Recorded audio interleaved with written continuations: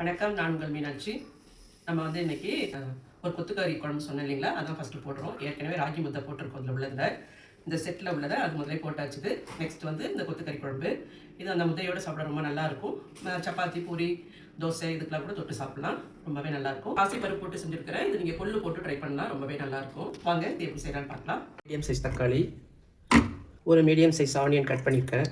கொத்தமல்லி தண்டு கொஞ்சம் சேர்த்துருக்கேன். ஒரு துண்டு பட்டை, 2 கிராம்பு, ஒரு ஸ்பூன் வந்து சோம்பு, 3 பச்சை மிளகாய். இதை வந்து அரைச்சிக்கணும்.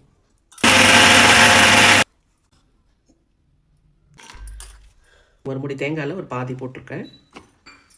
1/2 ஸ்பூன் கசகசா. இதை வந்து விழுத அரைச்சிக்கணும். ஸ்பூன் ஜீரகம், 2 பே லீஃப்,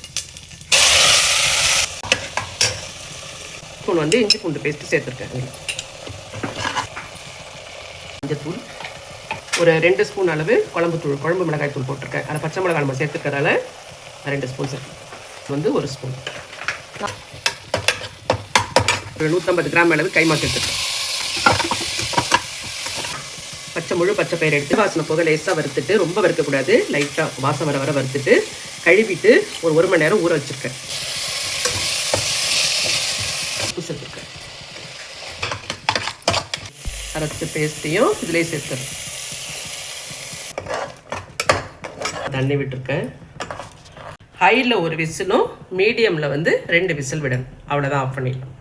கொத்துக்கறி, பச்சைப்பயிறு கிரேவி சூப்பராக ரெடி ஆகிடுச்சு. லாஸ்ட்டில் நம்ம கொத்தமல்லி தூவ வேண்டியதான். மிக்ஸ் பண்ணிக்கலாம். இந்த ரெசிபி உங்களுக்கு பிடிச்சிருந்ததுன்னா லைக் பண்ணுங்கள், ஷேர் பண்ணுங்கள், மறக்காமல் கமெண்ட் பண்ணுங்கள்.